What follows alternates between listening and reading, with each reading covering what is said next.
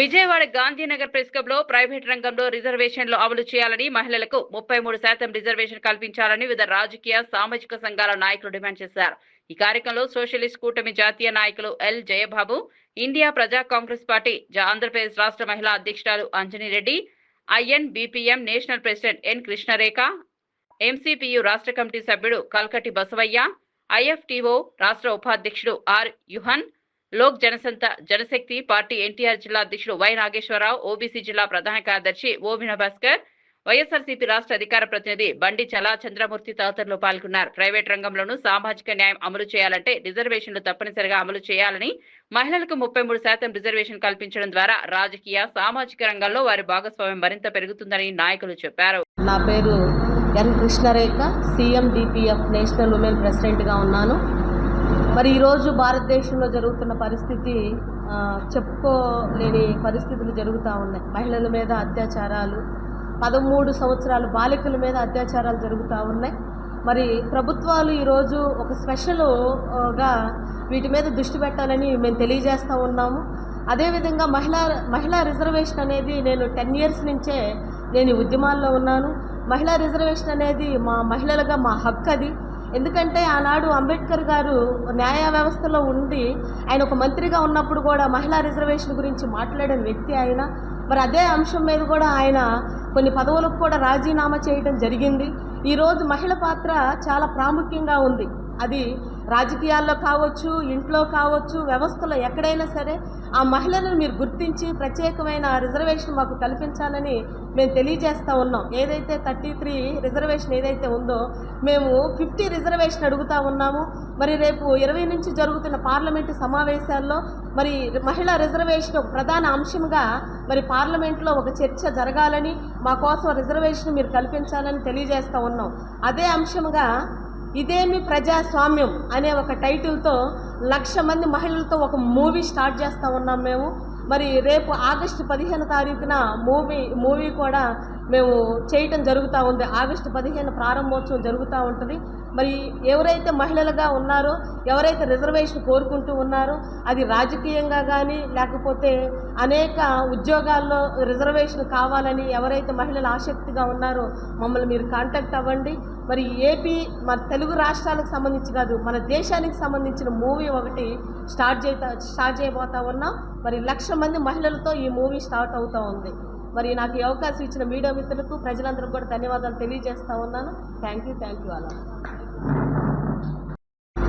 జయబాబు, నేను సోషలిస్ట్ కూటమి జాతీయ కార్యదర్శి. ఈరోజు విజయవాడలో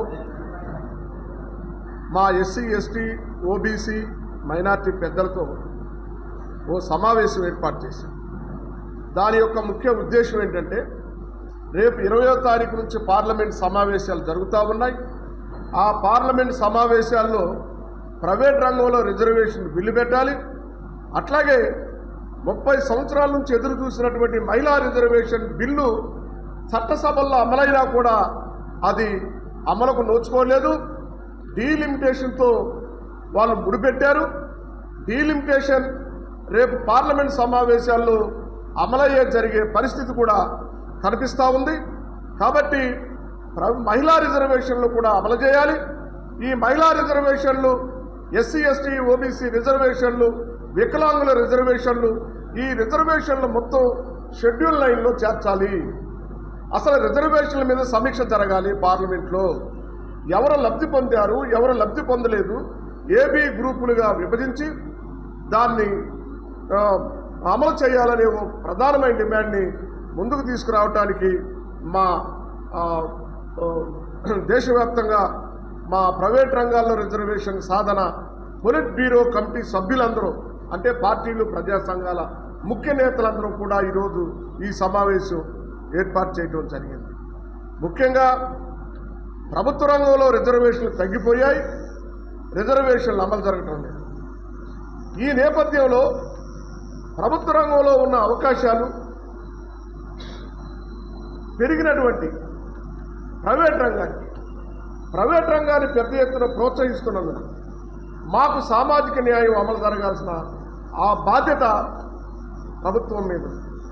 ఈరోజు ప్రైవేట్ రంగాన్ని ప్రోత్సహించడం వల్ల సంపద అసమానతలు బాగా పెరిగిపోయాయి. ఇది నాది, నేను వ్యాపారం పెట్టాను, నేను ఒక పరిశ్రమ పెట్టాను, నేను ఒక సంస్థ పెట్టాను, దీని లాభం మొత్తం నాదే అని చెప్పేసి చాలామంది ఊహలు కలలుగంటా ఉన్నారు. శ్రమ సంపద ప్రజలందరిది. ఎవరు ఎక్కువ సంపాదించినా ఎవరు తక్కువ సంపాదించినా అది ప్రజాధనం. ప్రజాధనంతో వ్యాపారాలు చేస్తూ మేము రిజర్వేషన్లు అమలు చేయము, మా సంస్థల్లో మాకు మీతో పని లేదు, మా ఇష్ట ప్రకారమే ఉద్యోగ నియామకాలు జరుగుతాం అని చెప్పేసి ఒక వాదన కార్పొరేట్ పెట్టుబడిదారు వర్గాలంతా కూడా ముందుకు తీసుకొస్తా ఉన్నారు. ఇది అన్యాయమైన పద్ధతి, ఇది దుర్మార్గమైన పద్ధతి. రిజర్వేషన్ల వల్ల దేశం నాశనం అవుతుందని, రిజర్వేషన్ల వల్ల దేశం వెరగబడిపోతుందని, దేశం అభివృద్ధిలో నడుస్తుంది అని చెప్పేసి రిజర్వేషన్లు ఎత్తేస్తే అని మాట్లాడతా ఉన్నారు. ఇది ఎంతవరకు న్యాయము? ప్రజాస్వామ్యమా అప్రజాస్వామికమా? దీని మీద ఒక ఆలోచన చేయటానికి మేము పెద్దలందరం కూడా బ్యూరో కమిటీగా ఏర్పడి దేశ ప్రధాని నరేంద్ర మోడీ గారి దృష్టికి ఆగస్టులో తీసుకువెళ్ళటానికి, మేమే కాదు మొత్తం తెలంగాణ మొత్తం 29 రాష్ట్రాల నుంచి కూడా డెలిగేట్స్ అందరం కూడా ఢిల్లీ వెళ్ళటానికి ఒక సమాయత్తం అవుతా ఉన్నాం. ఏ సమస్యలు తీసుకెళ్ళాలి? ఇప్పుడు కోర్టులు అనేకమైనటువంటి తీర్పులు అనేక సమస్యల మీద వచ్చినాయి. అలాగే రిజర్వేషన్లు అమలు చేయాలా వద్దా అనే దాని మీద ఒక పెద్ద సందిగ్ధత సమాజంలో నెలకొంది. వీటన్నిటినీ ఏ విధంగా పరిష్కరించుకోవాలి, చట్టపరంగా ఎదురవుతున్న సమస్యలు ఏ విధంగా మేము ఎదుర్కోవాలి, చట్టం రాజ్యాంగం కల్పించినటువంటి ప్రాథమిక హక్కులను కూడా ఎందుకు నాశనం చేస్తున్నారో అర్థం కాని పరిస్థితి ఏర్పడింది. రిజర్వేషన్లు అడిగే హక్కు ఎస్సీ ఎస్టీ ఓబీసీలది. ఇది రిజర్వేషన్ అనేది సామాజిక న్యాయానికి సంబంధించింది.